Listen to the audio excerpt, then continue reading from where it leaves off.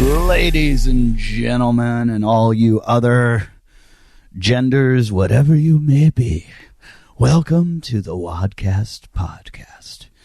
I am your host, Eddie Ift. Every week, every single week, I bring you a show that I try to entertain you with talk of weightlifting and running and gymnastics and swimming and all kinds of things where you try to be better than your fellow man or woman or whatever you are. Yes, that's what we do here. Some people ask me, is this a CrossFit show? Sometimes. Is it a obstacle course racing show? Sometimes.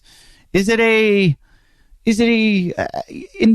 endurance sport show? I don't know why I just switched into a British accent. I'm feeling a little frisky tonight. I don't even know which accent this is. Is it Cockney? Is it, I don't know, am I from the Lake District? I don't know, people. I'm losing it. That reminds me of the Fisher song, Losing It. My daughter likes that one. Anyway, here, I just want to entertain you. Today I've got an amazing guest. Talk about a guy who knows CrossFit. It's his beat. That's the word they use in the media world. He is a journalist for, I don't know, you might have heard him. They're a little company called CNN. Half of you just turned this show off. Yeah, we're a split country right now. Shouldn't be split. We need to come together. We got a common enemy, and its name is COVID-19. And so, guys, stop all your infighting. Stop. Nobody has to be right. We all just have to get through this shit. So stop. Anyways, even though he works for CNN, and I know you Fox supporters wanted to turn this off, he's a CrossFitter. And he is a diehard CrossFitter. He loves the sport, and so much so that he made it his thing to go out and be the reporter that reports for CNN about CrossFit. And he does many articles. He also writes for the Morning Chalk Up. His name is Will Edmonds. I could have talked to him for hours. He's one of those guys. Sometimes I look at the clock while I'm talking to people. Other times I'm like, I can't believe this is over because I would like to. I have so many questions. It's like sitting in a bar and drinking beers with somebody and you just 4 hours later, you're like, wow. I want to thank you guys. The people who listen to this show are some of the most awesome listeners in the whole world. I only ask a few things of you. One, go to our Patreon, support the show, especially now. Some of you guys with corporate jobs, your checks are still coming in. Kick a little in. $5 hooks you up, gets you what you need. Might get you a Maya Pucks and a leopard claw that I use every day. Leopard claw takes care of all my adhesions, any kind of clumps, any kind of what's the word I'm looking for? I don't know. Things that are wrong with my muscles that I just scrape it and knead it up. It's like a Graston, and I just make it feel, get that out of there so the blood flow gets in there better. And then a good way to pump out all that bad gunk is to put on the Maya Pucks, which is an electronic muscle stimulator. It's also a TENS machine, so it can help you with pain issues. Anyways, you get one of those if you donate, and we like you, and we give one away a week. So every week, someone gets one. This week, who's getting it this week? Let's see. Let's just look right now. Pretty simple. I just look and go, who is our winner? Our winner is Joshua Milbrath. Did I say that right, Josh? I hope I did. Yeah. But thanks, Josh. Thanks for listening to the show. Thanks for supporting. Thanks for being a fan. And we'll take care of you. I'm sending your email off to Troy over there at Maya Pucks and Leopard Claw, and he'll take care of you. He'll tell you what you got to do to just get this sent to you. He basically just collects your address, and you get that. So anybody who's got one will tell you how great. Please send us a message about how much you like it and how much it works for you. I'd love to hear. You can get me at wadcastpodcast@yahoo.com. That's wadcastpodcast@yahoo.com. I love to hear from people.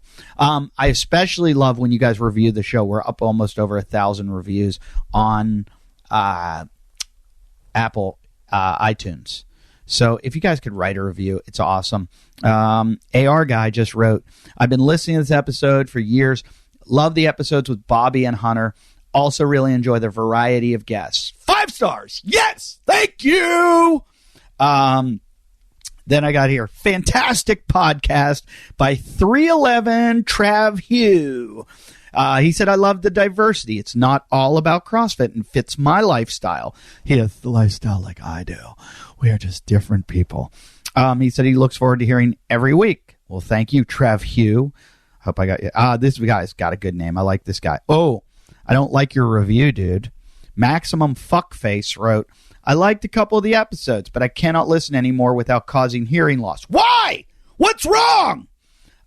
This is the only podcast I've ever listened to that sounds like people are screaming on the lowest volume setting. Eddie must be borderline deaf. What?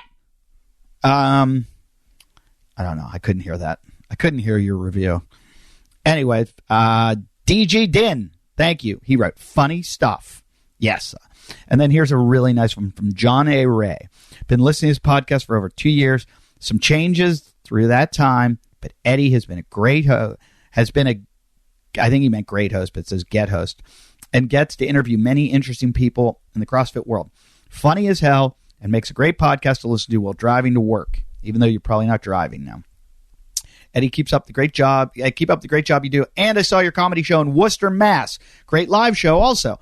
Thanks, John. Thanks for coming out. I hope I got to meet you in person. I hope we said hi, maybe got a beer together. I don't remember. I meet so many people, but I mean, like, if I saw you, I'd be like, oh, I remember that dude, but I don't remember names. Sometimes I do, but John Ray, come on, man. You want me to remember that? I'd remember Fiffers. Fiffers wrote the interview Eddie does. Not only are phenomenal, they're not only informative, but funny as hell. The only improvement I could think to add is to do more each week. Keep rocking the show. I would like to do 2 episodes a week. If it could be fiscally, especially in these times, if I could get advertisers to pony up for 2 shows a week, I definitely could do it. There's so many people I want to talk to, so many things I want to talk to, and actually get more into detail. Since I'm not traveling doing live comedy, I've got this, and this is what I do. Let me read one more review. Eddie seems to be the greatest host in the history of podcasting. His show each week makes me laugh. It's so funny. I imagine him probably having the biggest penis I've ever seen in my life. If he wasn't married, I would go down on him on a regular basis. I am a Victoria's Secret model, and his wife better watch out, because I am sitting in a car outside his house, and I'm watching her, not him, because if anything happens to her, I'm moving on. Whoa, this one got a little detailed. I mean, it's from Giselle Bunchen. I don't know how to pronounce that. Anyway, enough with the reviews. Let's get to the meat of this. We've got some sponsors. Sponsors take care of the show. That's what keeps it running. We have a sponsor who I'm a huge fan of right now, because I love their product, but I also love what they do for CrossFit. It's O2. O2 energy drink, recovery drink. Not an energy drink. It's a recovery. Drink it when you're done. And it gets you back to, and I ran out, guys. O2, I've run out. Please, hook me up. It's the best non-carbonated recovery drink. You think about those other drinks, the ones that are super popular with the I don't want to say the one, but they're bad. They're filled with sugar. This isn't. This has got natural sugar in it. These guys don't want me even plugging their product right now, because all they care about right now is they've got this thing called a 50-50 campaign, and it's to support affiliates. For a limited time, they're offering 50% off 2 to 4 week supplies of O2. That's 1 to 4 cases. And free shipping at drinko2.com. Okay, it's capped at 4 cases while demand for water is high and supplies low, and they're contributing 50% of the profits from the sale to support affiliates. So head to drinko2.com. Price is already marked down. Just type your affiliate in there. Okay, in the order notes, type in your affiliate, and they're going to send 50% of the profits to your affiliates. They've done so much good stuff already. Their drink is ridiculous. I can rave about it. It's gonna fill you with all the electrolytes you need, and it's got sodium, potassium. I don't know if it has magnesium. I don't think it does, but the sugar it uses is all natural sugar. They've got some with caffeine, some without. The caffeine they use is all natural. It's not going to spike your insulin, And they do a CBD one too, if you're looking for that to, like serious recovery and relaxation and all that kind of stuff. I drank it, all of them taste delicious. I have to stay away from the caffeine one, even though I have drank the caffeine ones and they didn't give me the jitters that regular caffeine does, because their caffeine's different. It's like they use like the natural caffeine that you'd find in, I think, like green tea. So it's not all, I don't know, doesn't affect you the same way. But anyway, just take care of them. They're taking care of the CrossFits. I love what they're doing. They're so successful. They've raised so much money for CrossFits. They are CrossFitters. So, you know what I mean? It's like they're into this like we are. And yeah, so you know what to do. Go to drinko2.com. And yeah, that's it. That's all you got to do. All right. What else? What else did I want to talk about? Oh yeah. As you know, everyone's facing challenges with what's going on with this recent virus or pandemic or whatever you want to call it. From stress, financial, sickness, quarantines. There's not a lot of people who haven't been touched by it. So one of the highest risk factors is a weakened immune system. And a lot of what affects that weakened system is determined by your gut health. Gut issues aren't just about bloating or indigestion. They can be the difference between whether you get sick or stay well. Unfortunately, your gut's under assault like never before in human history. That's why I asked my friends at Buy Optimizers to help people during these hard times.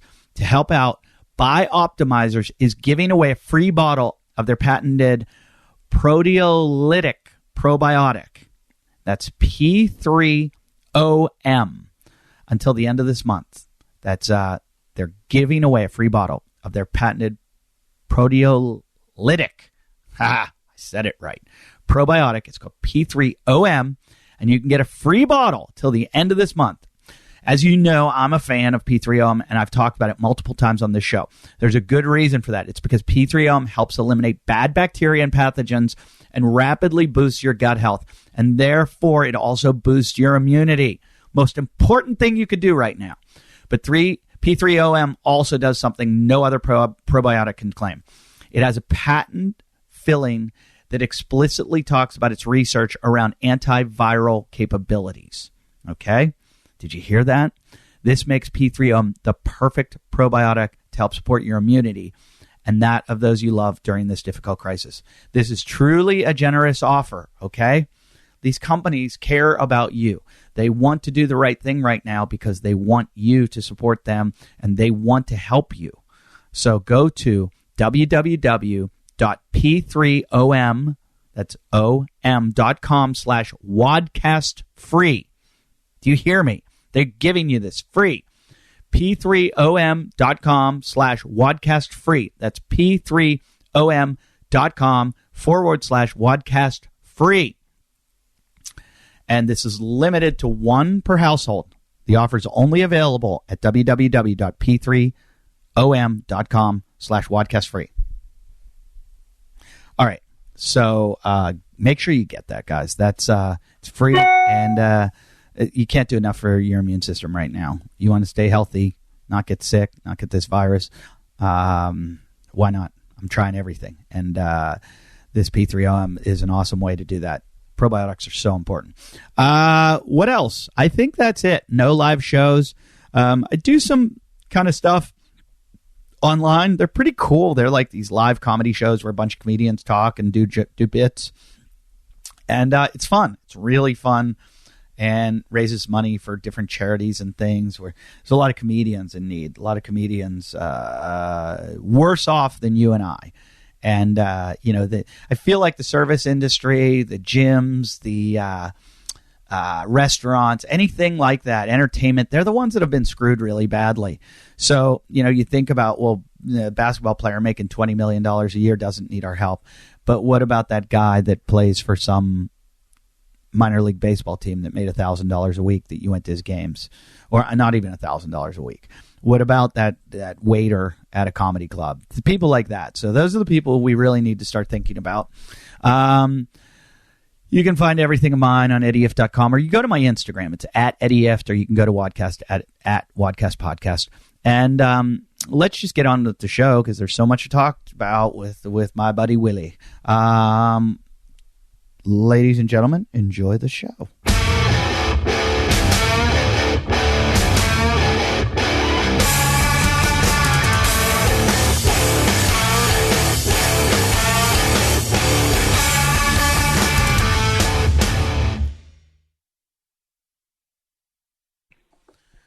Welcome to the Wadcast Podcast. I'm your host, Eddie Ift. Welcome to the show. This is great. I've always wanted to talk to you for the longest time, and I usually almost always meet with my guests because I travel so much. I'm able to link up with so many, and I had planned on seeing you when I'm in Atlanta, which was supposed to be this weekend. I was supposed to work at the Punchline in Buckhead. And I thought, that's the time where I can get together with. I'm talking to none other than Will Edmonds from CNN. CNN. Yes. CNN. This is big time. I've only talked to CNN reporters when I go to Atlanta a few times, but this is pretty cool. So you are the journalist that covers CrossFit as one of your angles. Is that? Yeah. So primarily what I do is I produce a show on CNN International called World Sport, which up until the pandemic was a daily 30-minute sports show covering all sports and whatnot. But certainly for the last 3 years, my beat, or my personal focus away from my sort of day-to-day has been doing CrossFit and sport fitness. And it's been awesome. I've enjoyed it so much, and it's been certainly the most enjoyable thing that I do at work, and I've got to meet some amazing people. It's been really good fun. I just want to say the Punchline, one of my favorite places in the world. Did you ever work at the old location? No. I used to work at the Laughing Skull down in Midtown. Yeah. And then I love the owner of the Laughing Skull. We're good friends, but the room got a little too. I needed a bigger room. Let's just. Yeah, it's tiny there, the Laughing Skull. So I moved up to the Punchline, and now I work it's like in the back of a diner. So it is. The old place used to be a real dive, but the new one, it's interesting. It's nicer, but I don't know. The old place had character because it was really horrible. Yeah. In a way that felt authentically comedy. Well, that I was just going to say that falls in line with comedy clubs, and some of the best clubs in the world, like the Comedy Cellar in New York City and the Comedy Store in Los Angeles. I think COVID probably started there. Like like somebody licked the floor, and that's how the virus started. They're disgusting. I love them to death, both of them, but just gross. Comedy clubs are disgusting. I don't think you'd want to be there with the lights fully on in the midday. No, it'd be pretty gross. It's almost like CrossFit. When I go to one that's too nice, I'm like, something's wrong here. I completely agree. You want the Rocky IV barn feel of a gym, you know? Yeah. That's what you want. Yeah, I am just not that I do this a lot where I talk too much, but people that have traveled a lot. I'm in a different city every week, so I've seen a million different CrossFits, and I've seen some dumps. And the nicest one I always say is Belltown in CrossFit Belltown in Seattle, which Eric and Nadia from CrossFit headquarters, she's an L1 cert staff. They owned it, and it was gorgeous. Like the medicine balls, the wall balls were like this brown leather. They looked like old footballs. They had all Aveda products in the bathroom. Everything is like this walnut wood that I have here in my studio, and it was just gorgeous. And then on the other hand, I went to one in Denmark once where I felt like I was at the lodge where Rocky worked out in Rocky IV. Yeah. Like there were just a bunch of guys grunting without shirts on, and I had to like cross the train tracks and climb through a window to get into it. And I got to be honest, I like the rougher ones. Oh, for sure. What's that? Say that again. I'm sorry. So have you been to Mayhem in Cookville, Rich Froning's gym? I have not gone. I've told him I want to go to the barn, and he's the barn's. He said he's invited me to the barn. So I when this thing's over, I have to go to North Carolina for a while, so I'll probably stop there. Yeah, you need to. So when I interviewed Rich Froning in the barn, that was pretty cool. It was pretty amazing. afterwards, he definitely invited me to come back and work out with him, which was incredibly nice. But I was very nervous. It's funny, actually. I trained really hard for about 3 months after that. I was like, yeah, I'm getting ready just to show up and like be in the gym and work out around Rich Froning. That would be pretty cool. And not embarrass yourself. I've done that a couple times. Back in the beginning, I remember I showed up in North Carolina one time in Charlotte, and I stopped by a gym, and it happened to be Spencer Hendel's gym. Mm-hmm. And Spencer, who at the time was a games athlete, he now works for Reebok. And Spencer, his dad, was putting the workout together. Or he didn't have a workout. He's like, Spencer's going to work out. Do you want to work out with him? And I was like, yeah, no problem. And I just got dusted. It had muscle ups involved. And, I mean, it was like he did it in half the time. It was embarrassing. And I've learned to stay away from working out with games athletes. I've only done it once. Brooke Wells, I did a shoot with her in Tulsa, and we did a workout together. It was interesting because it was something like, there was like a 3-minute rest between rounds. It was sort of like an explosive 2 minutes and then rest for ages. And I was like, okay, it was sort of a mind over matter thing. I was like, I can go full out for 3 minutes, for 2 or 3 minutes and recover. And it was amazing how, I think the first round I actually kept up with her. I think I did. There was a lot of running. I could run faster than her. And then there was some bike and other stuff where she was better. But every single round, she was exactly the same. Mm-hmm. Like she was holding back in the first round, so that she could hit the exact numbers she had planned in her head. And my drop off was incredible. By the third, it was like, yeah, you go ahead. I'm good. Oh, I just remembered that happened to me once with another muscle up workout in Minneapolis. We worked out with Deborah, I forget her name, but she was a games athlete at the time. And it was like one of those like 10, 9, 8, 7, 6, 5, 4, 3, 2, 1. Mm-hmm. And I just remember it was Minneapolis. It was the middle of winter. I remember just in the middle of it watching her get dressed in her snow gear and leave. Still got, like, I saw her putting her big boots on. I saw her like leave, get in the car, drive away, and I was like, yeah, still going. They are incredible. They're incredible. So is that what caused you to pick this up as your beat? Was it that you're obsessed with CrossFit, or it just happened to fall in your lap? So I was a tennis player. Came to the US to play college tennis, and I moved to Atlanta. Atlanta is a massive tennis hub. Where'd you play in college? And a small school in Tennessee, actually near Cookeville, actually, Cumberland University. Not particularly impressive, but I peaked at around 16 years old. But anyway, I was playing in Atlanta in a league, incredibly competitive. It's one of the biggest league in the world and whatnot. And my team made it to the playoffs, and I didn't make it into the team. First time ever, I'd like not been good enough, and I was like, it's just not acceptable. So I joined CrossFit like the day after that season, and really just to get better at tennis. That was the goal.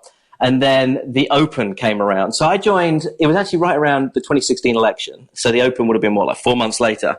And that's when it hit me. I was like, 500,000 people doing the same thing at the same time. This is the biggest competition in the world. And so I kind of pitched that to CNN, like, this is the biggest sporting event in the world that you've never heard of. Yeah. But by the time I kind of pitched it, it was already too late.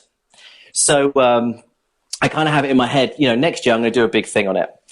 In the meantime, I had come up with, and it's funny that you contacted me, because this actually published almost exactly 3 years ago this week. I just wrote an article called How to Talk to Someone Who Does CrossFit If You Really Must. It was kind of like a joke.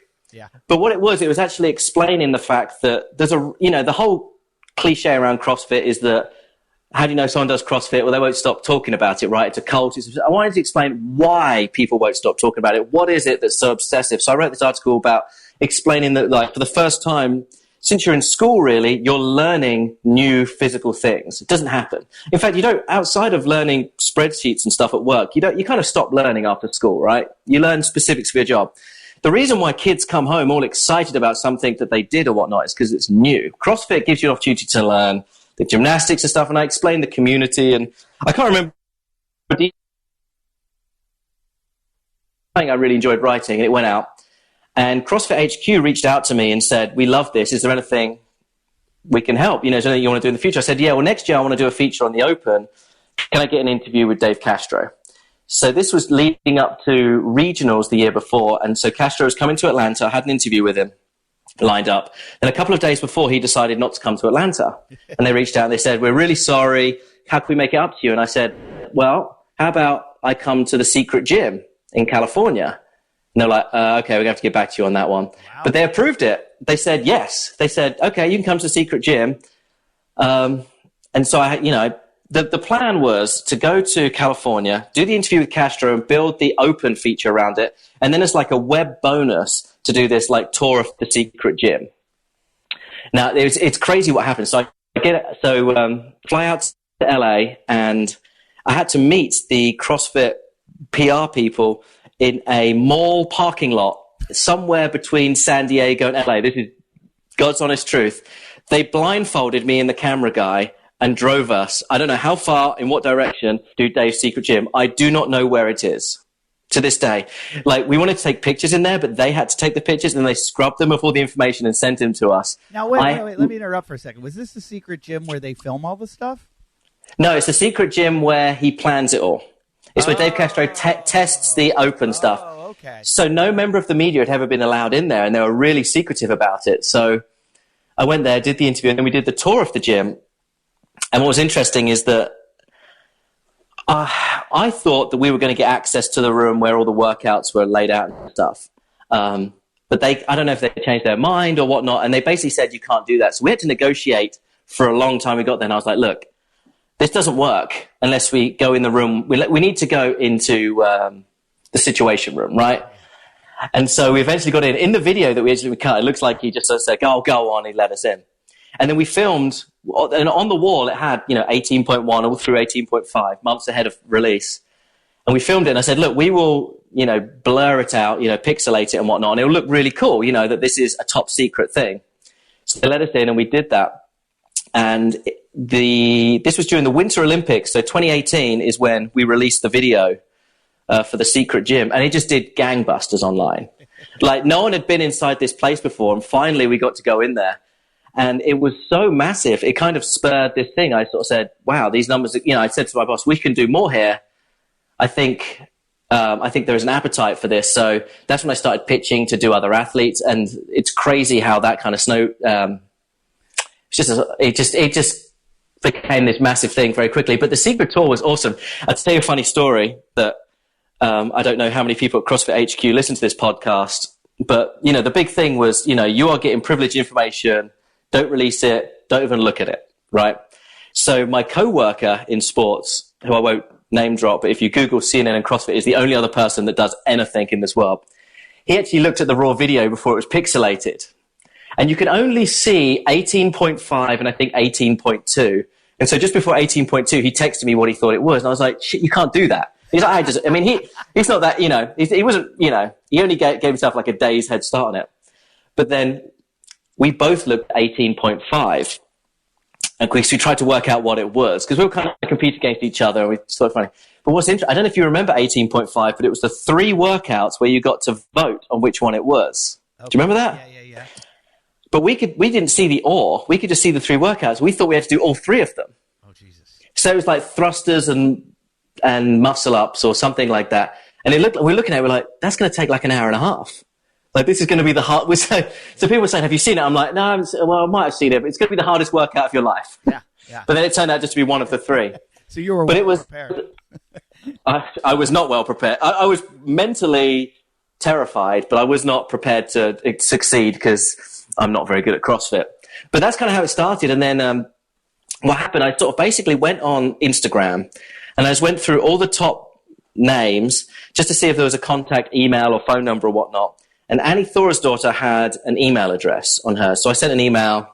It looked like it was an agency or something. I sent an email to that person saying, oh, that's right. I forgot about this. So I contacted the team that ran CNN Digital in London. And they said, oh, you know what? We're going out to Iceland. Big sensation a few years ago. They were, really outperforming their national size. And they're like, aren't there some CrossFitters in Iceland? And I was like, yes, there are definitely some CrossFitters in Iceland. If I can be part of that trip, we can make it awesome. That actually ended up not happening in the end for various reasons. But When I reached out to Annie Thorisdottir, I got an email back from someone called Sammy. I didn't know who that was. And she was like, yeah, we can make that happen. Also, are you interested in Matt Fraser or Katrin? I was like, yeah, absolutely. Yeah, definitely. Turns out that Sammy was Sammy Moniz, Matt Fraser's, I don't know if they're married now or fiance, girlfriend at the time. But that took me a long time to work out that the Sammy I was talking to was that. So she managed to hook me up with Matt Fraser literally, I think, the next week. Because it's Cookeville is where they were, which is not very far. It's drivable from Atlanta in a day. And that interview was amazing, actually. So it's funny. The Matt Fraser one was the first one I did of sort of like the series of athletes. And I get to his house, and it's what was I going to say? So I had the sort of idea of what the story was going to be about. I had cut a video. I don't know if you remember I think the second year that he won the games, there's a part in the final event where he puts down his kettlebells and he just looks up at the crowd. He like takes a moment. It's like quite an emotional thing where he's like, I've won this. I can relax for the first time. He took it in. So I cut that video, put it on an iPad for him to watch it. And during the interview, he starts looking at this video and he starts tearing up. Wow. And I was like, oh my God, I'm making Matt Fraser cry. And I started thinking about that. And I was like, oh my God, what's going on? And I kind of in the edit, I was like, I should have kept it together and I should have pushed and tried to make him cry some more. But I kind of freaked out about the fact I was like, oh my God, Matt Fraser's crying. It was really amazing. And then he did something crazy. He told me that he was injured during that CrossFit Games, that he had torn a ligament in his knee. And it was something that, I'd done pretty good research, but usually when you're doing an interview like this, you don't get hit with too many surprises. You ask questions you sort of know the answers to, or you know where you want to take it. And that kind of caught me completely off guard. So this whole thing that I had planned, built around, had changed. And we made it largely about that injury. Now, what was cool about that is when I got to the CrossFit Games a few days after we released these all like in the lead up to the games. When I got to the games, I'm lining up to get my media pass in like the main long line. And everyone around me is talking about Matt Fraser being injured in the CNN piece. And I didn't want to sort of go, hey, that was me. But it was kind of like, it was like the buzz and the talk, because we released it like a day before. I was like, can you believe? Did you see that thing? Fraser, like, he was injured. He was crying. Look at the thing. I was like, and I didn't know how to react. It would be like, hey, me. But no, I didn't. I kept my cool, but it was a great ego boost. It was a lot of fun. Well, let me ask you a question. The way journalism is today, one of the arguments and one of the criticisms is that it's a lot of clickbait, and the journalists get their jobs and get promotions and get paid by how many viewers or how many people are reading or watching their work. I would think that you kind of lucked out with CrossFit, where all of a sudden you put something online, and even if people don't CrossFit, they have this. It's almost like shark attacks. They want to read about it. So what is this thing? And so it was almost, you really lucked out with it. Oh, absolutely. So CrossFit's quite unique in the sense that even though it's not a massive audience, the audience is incredibly passionate, dedicated. They spend a lot of money in that sport, right? So like in terms of sponsorship and stuff, it's a money pit, right? Like I'd say the average person that watches my videos or listens to your podcasts spend bare minimum $2,000 a year on CrossFit, right? It's just a massive money pit. And people that are into it, and once they get sucked in, it is a lifestyle thing. I'm trying to think of something comparable, but it's something that sort of consumes you, right? And so once you're into it and you start watching the videos and listening to podcasts and stuff, people just can't get enough of it. And there's not a super abundance of content out there, right? So you're not going to get burnt out. So generally, CrossFit content does really well. People like it. It's really interesting because it's kind of similar to what, everyone wants to get fit, everyone wants to get healthy. And to see people doing that at an extraordinary level is great. And the personalities in the sport are really great as well, I think. When you went to CNN and pitched this, were they like, right, what is this? Or right. I don't want to think that when you go to someone like that and pitch CrossFit, you do get eyes rolling. People that don't do it like, yeah, it's that thing. So, but once the pieces started doing really well and whatnot, that it's now a point where for the most part, anything I pitch gets okayed. For the most part. I mean, this was pre-coronavirus. I don't know what the world's going to look like in terms of what sports does on CNN or what budgets. Who knows? But generally speaking, the pieces do really well. And we have access in this sport. My background's in tennis. If we wanted to get an interview with Roger Federer, yes, we can do that at CNN, but it's like once every couple of years, and it's a big thing, whereas I can get Matt Frazier, Tia-Clair Toomey and stuff like that. That is easy access. Yeah. So it's for a media outlet, and I'm surprised that more people are not doing it. I think that 5 or 6 years from now, all major networks will be focusing more on this.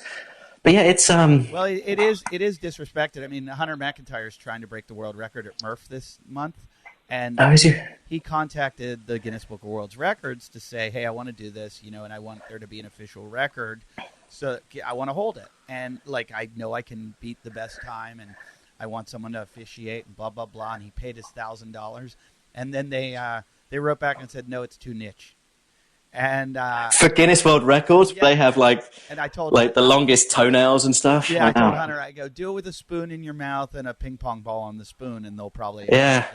So we've told people to badger Guinness online on Twitter and Instagram and whatever, and it's probably one guy that just sits in front of his laptop all day long, and drinks Slurpees and is like, no. But wow, that's fascinating. But I do see it. It's always. I always thought that the reason that CrossFit tried to go worldwide in the games and bring in was A, to open more affiliates, but B, to someday get accepted to the Olympics. And you see sports that are newer sports getting into surfing. Surfing's not a new sport, but fringe sports getting into the Olympics, from skateboarding to surfing to whatever it might be. So I thought, maybe for 12 years from now, CrossFit will be an Olympic sport also, or functional fitness, or whatever they call it. Do you still think that? I did ask Dave Castro about that, actually. And what was he said? He said no, he's not interested in that. I can't remember his exact rationale. It'd be very difficult, though, for CrossFit to be an Olympic sport, because you would need they require so many different arenas. You know what I mean? I guess you could have a really pared down one, 4 events, a swimming, a running, and then have some sort of rig and weightlifting thing. So I guess it wouldn't be like the CrossFit Games. It's not a terrible idea, or they could just do Jackie. We have a joke here at the show that, and my listeners probably want to puke right now because we've mentioned this so many times. Armin, who used to be my co-host, who you probably know, Armin Amirian, Armin Hammer. I know Armin very well. Yeah, Armin, one time, being the nerd that he is, did a spreadsheet and tried to figure out a congruency between placings in one event to finishing placing in the games, and that the one that where it lines up the best is Jackie. And so when he said that, I said, why do they even do the CrossFit Games then? Why don't they just do Jackie and it'll prove who the fittest one is? Which, because I always would like to do, I would love to find one event that can do that you can pretty much surmise afterwards. If you can win this event, you are the fittest. It doesn't bring in gaming. It doesn't bring in technique. It doesn't bring in skill. It brings in just fitness. Maybe take this sandbag and run up this mountain. And at the end, it's Fraser's going to win that, followed by, Noah Olson, followed by, whatever it might be. It would be interesting to do, and then go, well, why do we waste this time for 4 days and go to Madison and when we can just do this? But do you think that that's the whole purpose of the CrossFit Games, is just to crown the fittest on earth? Have you been? Do you go? Oh, yeah. I've been to many. I've been doing CrossFit for over 10 years, and we've been doing the show, I think, for 8 or 9 years. And so I've been to many. I've been to them in many places. Right? They haven't officially canceled the Aromas thing. Is that correct? I don't think they're going to cancel. Yeah, that's interesting. But yeah, I've been to the last 2 in Madison, and I've absolutely loved it. It is the most... 2 years ago, I think, was much better. I'm not a massive fan of what happened last year with the cuts and everything. It felt like it was slightly didn't work out, I think, the way that it was intended to. Well, I think that there was a lot into that, and I think the cuts were. I think a lot of stuff was budgetary, and I think they were trying to save money, and the expenses had been up, and they hadn't made money in the games in years, and there's just they just looked at their bottom line and said, "Is this thing profitable? Is it helping the sport, or is it helping the world of CrossFit?" So I think everybody kind of knows what really went on, but and the whole thing with Hunter was hilarious. I just went because of him. Yeah. I went with Hunter to watch him. Oh, you did? Be an idiot. I am so. He's a friend of mine. He lives in close to me, and he's just fun to watch. I think he was on the show last week, but he's. I find him. Anyone like him, anyone that's like a WWE type character, I find entertaining. And CrossFit, because it draws the kind of gym rat, kind of recluse, kind of quiet person, there aren't many of those. Correct. So it's funny. I actually freelanced a little bit for Morning Chalk Up. I wrote an article called "In Defense of the Wild Card." Now, I wrote it before they had announced Hunter was getting the wild card, but it was released coincidentally the day that Hunter was offered and accepted his wild card. And I don't think I've ever received so many comments attacking me. Mm-hmm. But I was like, it's ultimately the purpose of sports is to entertain, right? Like, they don't provide a valuable service. We watch because it's entertaining and enjoyable. And you need characters. One of the unique things about CrossFit, and I think that what played into what was wrong with the games last year, is that it is a character-based sport. Like, when you buy a ticket to go watch a soccer team, there's a chance that your favorite player is not going to play, but you still enjoy watching the sport. It's still an entertaining thing. When you go to the CrossFit Games, you can follow your favorite individual through every single event. And barring an injury or something, they're going to be competing in every event, and you follow people. There's no one that goes to the games as like, I'm a massive fan of wall balls. I'm a you know what I mean? Like, oh, I can't wait to see the muscle ups. No, they're there to see individuals, right? Yeah. So yes, people are a fan of the sport broadly, but when they go to the games, they're there to watch individuals. And I think once we got down to 10, when you don't have Patrick Vellner or Sarah Sigmund's daughter or Annie or Sam or Brent Vakowski or Brooke Wells, a lot of people went just to watch those guys compete the whole time. Even if they're not winning, you just have your favorites. And I think that was what was wrong with the games last year. And what is I don't think it's unique anymore I don't think it's unique to CrossFit. I think that with social media and Instagram and whatnot, people have just become a fan of athletes because you get to know them better, right? Rather than teams. And I think that's what makes CrossFit quite beautiful at the competitive level, that even though it's only a handful of these guys, it's, you do sort of take these journeys with them. And for the most part, I think they're really interesting. And I think the Buttery brothers, with their movies, sort of were absolutely paramount to that because you got to know these people. Well, you got to know the athletes. Back in the day when CrossFit was when it was moving out of Aromas into Carson, back then, that's all CrossFit was you watch these videos and you got to know these characters. Mm-hmm. Anybody who had any kind of not social media, this was back in these were YouTube videos. You knew all the OGs, all the people that started in this sport. Mm-hmm. And when they went, that was the whole thing. You were watching, you knew Chris Spieler, you knew Jason Khalipa, you knew them all so well because you watched their videos every day to see how to work out. And so these guys, you knew how much better they were than you. And you were like, wow, let's go watch these guys compete. And then as it developed and as it expanded and as it got more and more competitive, guys couldn't stay in for 5-6 years. They could only they'd make it and they were out the next year. So there wasn't this allegiance to them or connection to them. And I thought CrossFit Media dropped the ball because if you watch the Olympics, they always do these background stories of the people so that you can and they shoot multiple background stories so you can follow the character along because they don't know who's gonna keep going, who's gonna make it through their preliminaries and the semifinals and the finals. So you follow along and they're like, I lost your audio there for a second. Okay, you know what I'm thinking? I think I lost. I'm just gonna press pause right here, and I'm going to go to just audio. As much as I like to see you. Okay, sure. Audio will have a stronger signal. What's happening probably is my daughter is probably on like Zoom doing something, and she's like sharing bandwidth. Sure, I'll do the same. Okay, so wait, I think if I just go, maybe this will do it. Can you hear me still? Yeah, I can hear you perfectly, yeah. Okay, I think we're probably using a lot less bandwidth, and this will work better. Yeah, so as I was saying, there's no longer that allegiance, and especially with the cuts.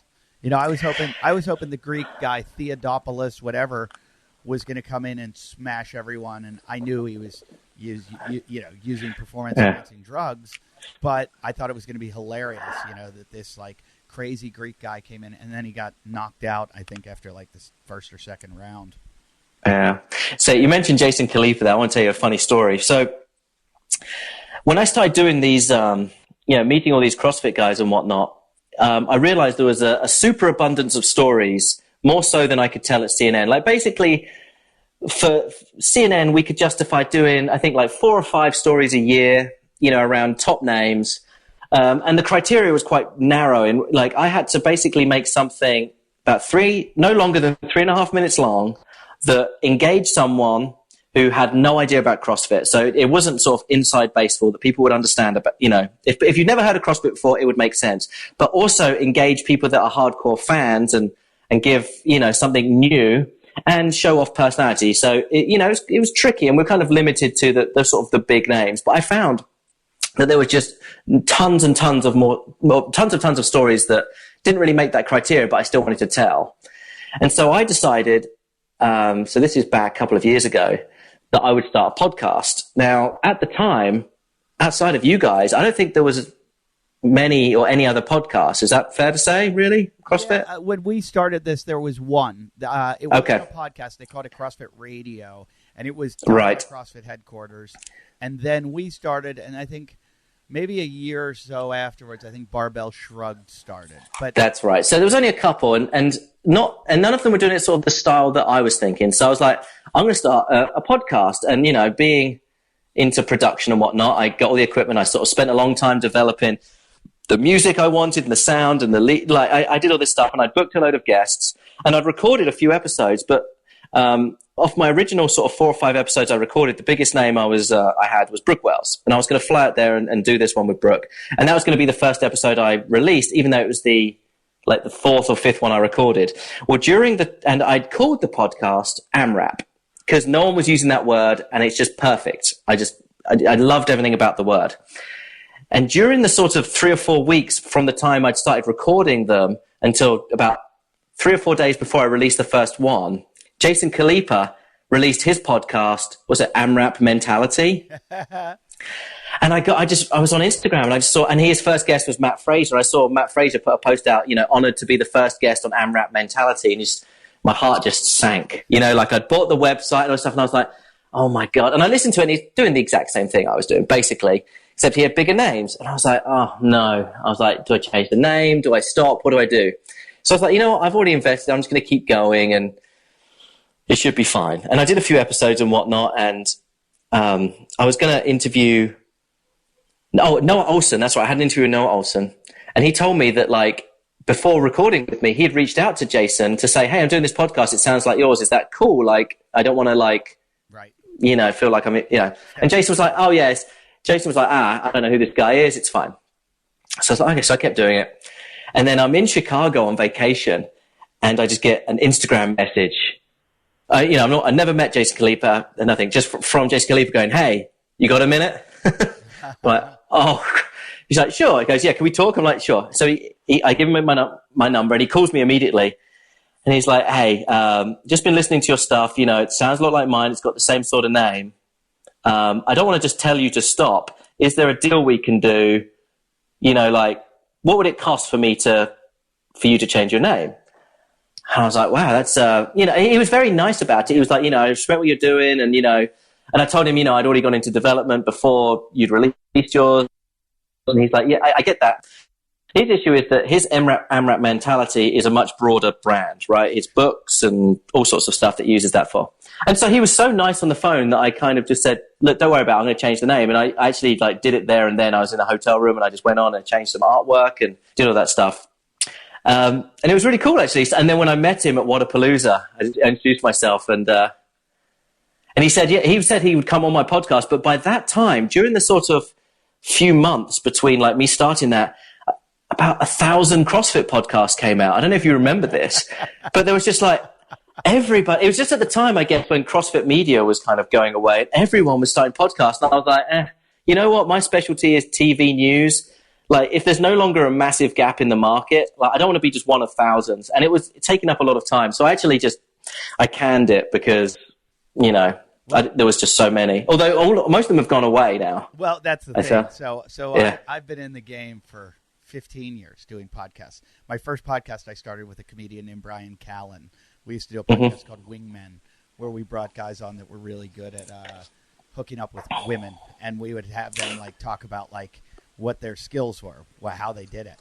And we only did 10 episodes, and I should bring them back out because Brian's a very funny comedian, and they'd be really good. But then I started one with Jim Jeffries, and Jim and I did one called Talking Shit that we did for Jim and I did it for a couple of years, and then I went on to do it for years after that. I mean, it lasted like 10 years or something. But simultaneously, I was doing the Wadcast about a year into it. And I started the Wadcast just as a joke, literally as a joke. Like we were just going to sit and make fun of CrossFit. And it started to do so well that I just kept doing it. And I never thought it would last this long. And I think it's just the consistency of doing it week in, week out. And I have seen everybody come and go. That's why I've never been afraid that like, oh, we're going to get marginalized because this podcast is going to become the go-to podcast, because nobody really sticks with it because it's it's a hard. My manager one time called it a virtual swampland, the podcast industry. And he's like, I've never seen anybody break out. And this was years ago. He's like, I've never seen anybody break out of the podcast world. Now, now 2020, look at Joe Rogan. So I've just enjoyed it. I've stuck with it. I've done it. I have seen, I think every top CrossFitter has at one point created their own. And look, if you want to listen to Matt Fraser over me, I understand why. Yeah. Totally. Like, he is the best in the world. He's much better than me. 1,000 times, billion times better than me at CrossFit. However, I've been entertaining for 25 years. So I think there's a little bit to the entertainment factor rather than, just somebody who's going to. I love those guys, and they're all super nice guys. There's not many of the top guys. Oh, they're crazy nice, all of them. I have some great stories about actually all of them. They're really good fun. But I've gotten in some conversations with some of them where it's just like, oh my God, are you going to tell me what workout you did on Thursday and how it is similar to one you did 6 months? I mean, sometimes the conversations go down these routes. I'm like, nobody cares. And yeah. But I think, back to your question, I think the reason they all happened is because CrossFit media went away and they all got a little desperate. And they were like, how are we going to – because a lot of them contacted me. And, I used to have to contact them to get them on the show. And they were and these are top level people going, hey, can I come on your show? And I asked, I was like, why? And they're like, we have nowhere else to go. Wow. And so, I don't know. There's a bunch of fun ones out there, though, and I encourage everybody to do it. It's a good exercise. Yeah, I love radio. It's really good fun. I mean, I am, the TV stuff is what I am focusing on now. I tell you what's interesting is that, like, in all of my pieces, not once has a single piece of workout terminology ever been used. Like, I've never once made it about anything to do with workout. Never has a single piece of CrossFit terminology showed up on any of my pieces for CNN, which is quite difficult to do. It is kind of like, it's part of that, we don't want to exclude people that don't know about the sport. Sure. So we have to sort of do this whole thing in broad terms, but they've been really interesting and the stories have been great and the personalities are wonderful. And I've become, good friends with a lot of these people. I was just editing a video today about my cooking experience with Eat the 80. It's not really cooking because it's already made. You just put it in a skillet for like 6 minutes or you put it in the microwave for 2 minutes. And then you have, I'm not gonna lie to you guys, and I haven't had all your cooking, but I'll bet my life on it that a meal that they made prepackaged that you put in the microwave is better than any meal you can make. And I swear to God, I'll take that bet up against 99% of you. Those guys out there that are like gourmet chefs, no. But anyone else, even, yeah, you might, if we like blindfolded people, they might choose Eat the 80 over you. I don't know how these guys make this so delicious. And I sincerely mean this. It's fucking awesome. It's the best tasting prepared meal subscription out there by far. It's also super healthy. It's 100% gluten free, and they have like all the options: vegetarian, keto, macro balance. They use all ethically sourced protein. Their kitchen's super clean, so that like, you know, especially during these times, you want to know that your food's clean. It's coming in a package. You know, you can wipe down your package. You put it in your freezer. Once you cook it, any of the food in there is it's gone because you've cooked it. You've heated it up enough that you're not going to get a virus from that. You know, they fulfill every kind of standard there is. They vacuum seal it. And here's the good thing. They also have a partner program for gym owners. And right now you guys could use this. Anyone that's got clients, your owners, your clients at home, like if you've got a gym, if you're a box owner and you get your clients using this, they'll give you credits towards free food. And it's roughly like a 10% reward on that. So they just need you to contact them and register as a partner at info@eatthea80.com. But more importantly, for the average person out there that wants to get them, it's so good. For the amount you're going to spend, you'd have to go out and get it's awesome. Just please go. They have a special coupon code WAD40. Okay, WAD40, so that you guys can sign up, and you're going to get $20 off your first 2 orders. All right, total $40. $40 off. All right, first 2 orders, and I swear to you, I promise you're going to go, I don't know how that's so good. It is so good. That's eatthea80.com, and when I say 80, 80. eatthea80.com. eatthea80.com. Eat it. eatthea80.com.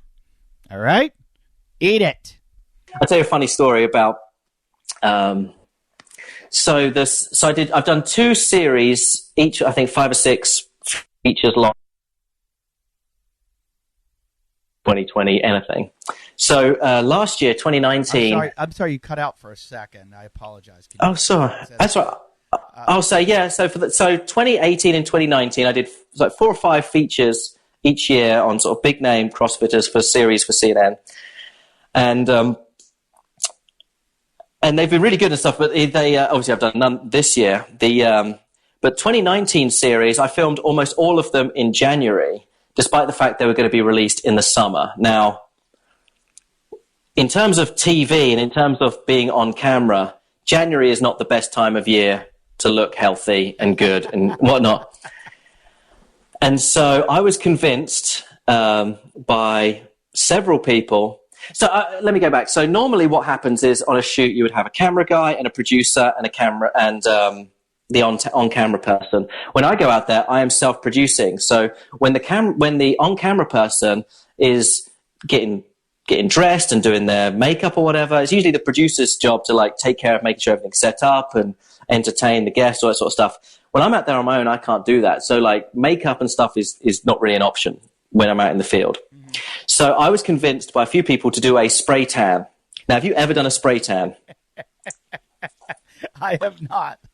Okay, no, neither have I. So I booked myself in and immediately started panicking. I was like, oh my God, I'm going to be the first guy ever to walk in this room.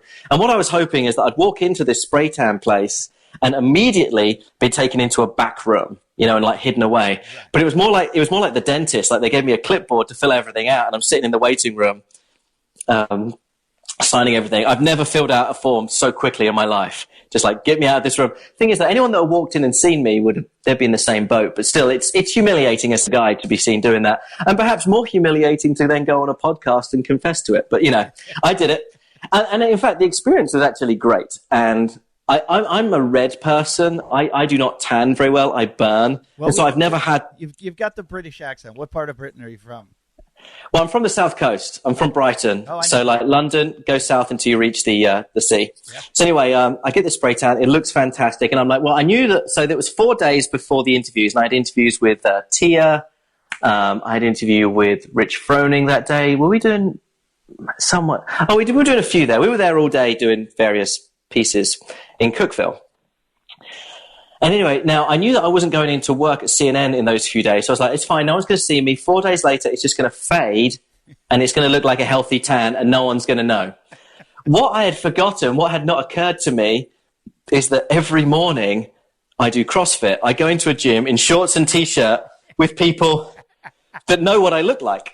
And so I roll up. I think I got the spray tan on New Year's Eve. The interviews, I think, were January 4th. So I roll in on New Year's Day, absolutely bronze, like head to toe. And they're like, where have you been? I'm like, oh, yeah, I've just been playing lots of tennis. Hasn't it been raining for like 2 weeks? I'm like, no, it's been fine. It's been fine. And I'm just lying. And people keep asking me about it. And I'm lying. And I'm so embarrassed. But anyway...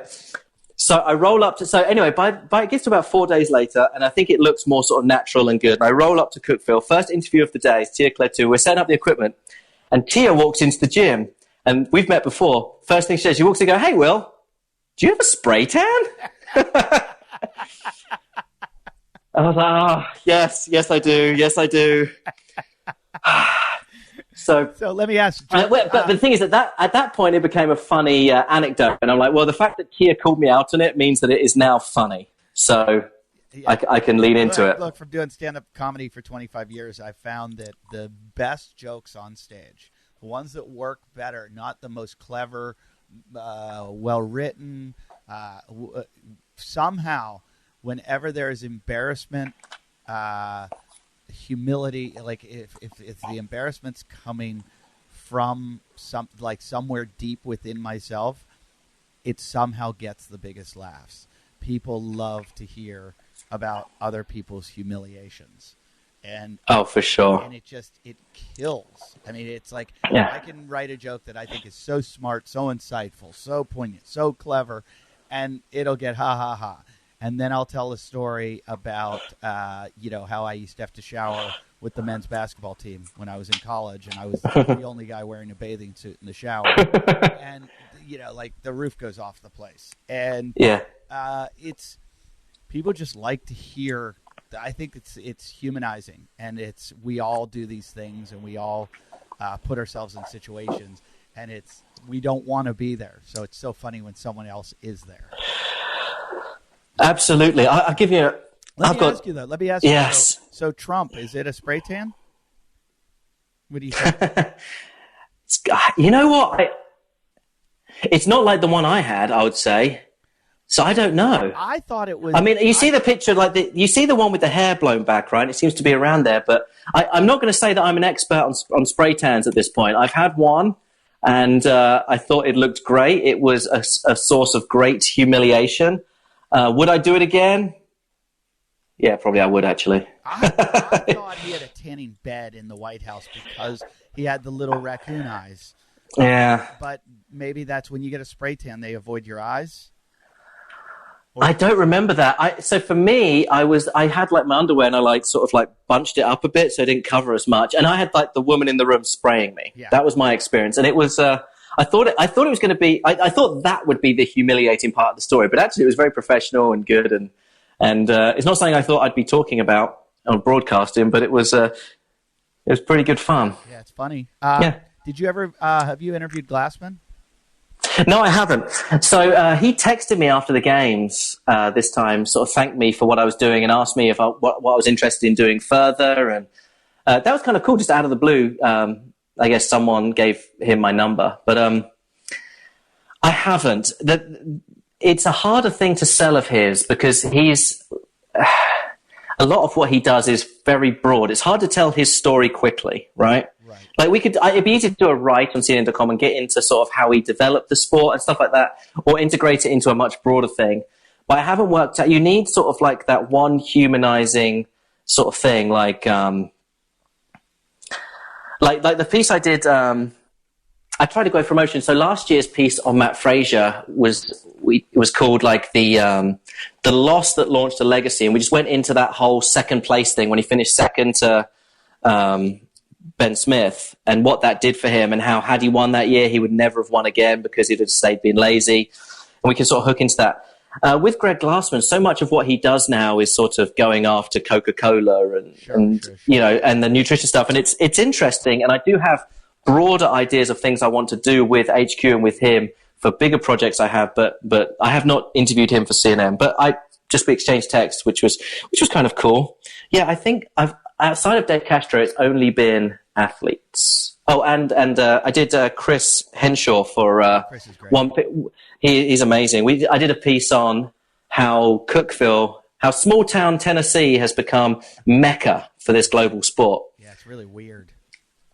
It is weird. It's amazing though when you go there. I'll tell you though, out of I've done 400 and some interviews, and of them all, I would say one of the most interesting was Lauren Janai, who was the co-founder, co-creator of CrossFit with Greg. She's his ex-wife. Ah, yeah. Yes, I'm not familiar. I mean, I know the story about the breakup and how the things were split and stuff, but I don't know her story. Yeah, it's very, very, very interesting. Huh. I'm trying to think who my favorite person is to interview. They're all crazy nice. I can tell you some fun stories about like Sarah Sigmund's daughter is super nice. She's very bubbly in the way that she comes across on camera. That's why she's so loved. I'll tell you a funny story about that. So it was at the CrossFit Games this year, or last year, I should say. And there was an official after party, and I was leaving because I was tired. And as I was leaving, I was walking out, and she was walking in, and I hadn't seen her in a few months. And she calls me over. She's like, "Hey, Will, do you think I can park here? Do you think it's legal?" And we looked down, like, I don't think so. And she's like, "Oh, would you?" So I go in the car with her. We drive around Madison looking for parking, it was really cool to sort of hang out in the car, talking, looking for parking. Anyway, we eventually found a parking space, and we park and we get out, and this drunk guy approaches us. I'd say at first seeming threatening. Mm-hmm. Now, generally speaking, if you're standing with a woman and someone comes at you, as a guy, you're expected to step in the way, right? But when you're with Sarah Sigmund's daughter, who is unquestionably much bigger, much stronger, way more threatening than you. Now, luckily, this guy, she actually like just said, "You okay?" And then he sort of turned around and walked off. So like maybe he was threatened by her. I don't know. But the whole situation was diffused. And it didn't occur to me till much later. I was like, I wonder what would have happened if things had kicked off there. Like, am I supposed to protect Sarah Sigmund's daughter? Like, no, there's no question she is way, way more capable of protecting herself than I am. She'd step in, and you and your spray tan are supposed to run. So, yeah, get him, Sarah, get him. Yeah, that's pretty funny. That you know, I've said that about these girls. That like, you know, when people talk about women can't do this or women can't do that, I'm like, hey, come to the CrossFit Games. Come see what these women can do, because I wouldn't judge women like that anymore. All right, one of the funniest lines I heard. So I'm trying to think if I should be telling this story. Okay, so at Wodapalooza 2019, there was the official after party, which was at like this Miami Wharf thing, and myself and journalists from Box Rocks and some other people went there, and we could tell immediately, we're like, this is the official after party. This is clearly not the real after party. And so we got tipped off that one of the sponsors was hosting the unofficial after party at 11, which is a very famous strip club in Miami. And we're like, okay. So myself and I'm not going to name people. Well, I might name one person because it's his line that was very funny. Anyway, so we go down there, and tons of CrossFit athletes are down there at the strip club. People you do not expect to see. It was very sort of incongruous to sort of these sort of... What, strip clubs? CrossFitters never have shirts on. Yeah, that's true. That's true. Well, they were closed. They weren't stripping. But anyway... They were probably salivated. They're probably like, when do I get to take my shirt off? That's true.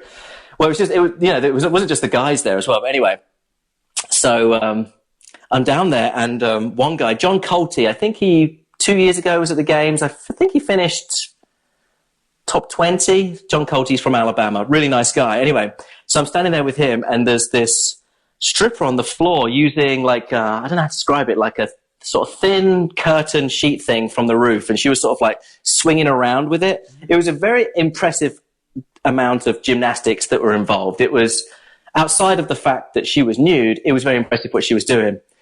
And, the silks.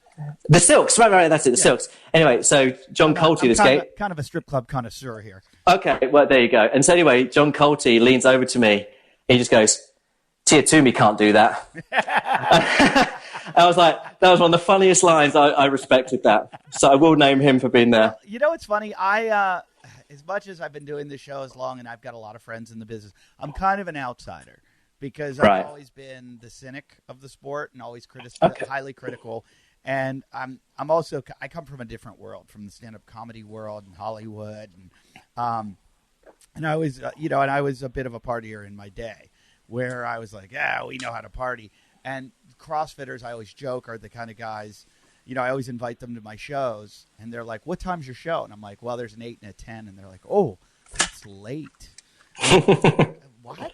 And then show up at my shows and you're like, hey, can I buy you a beer? And they're like, I don't drink, and I'm like, have a beer, and so I do, a lot of times I don't go to the events. And then one time in Madison, somebody was like, hey, come to this bar, this is where everybody's hanging out. And I went down, it was just a bunch of, people from the affiliates. And I was like, no one's here that's a competitor.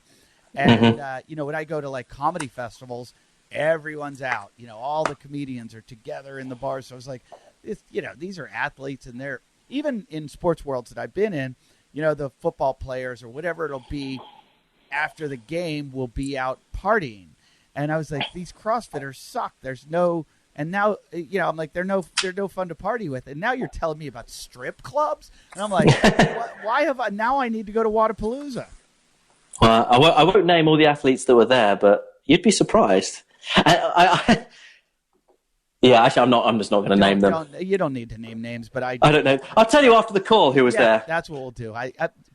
People would kill to hear my after the call conversations. But generally speaking, like I've not met a CrossFit athlete that I didn't like. Like, they've all been super nice. I'll tell you a cool story. So, of the first round of athletes, I wanted to interview Katrin.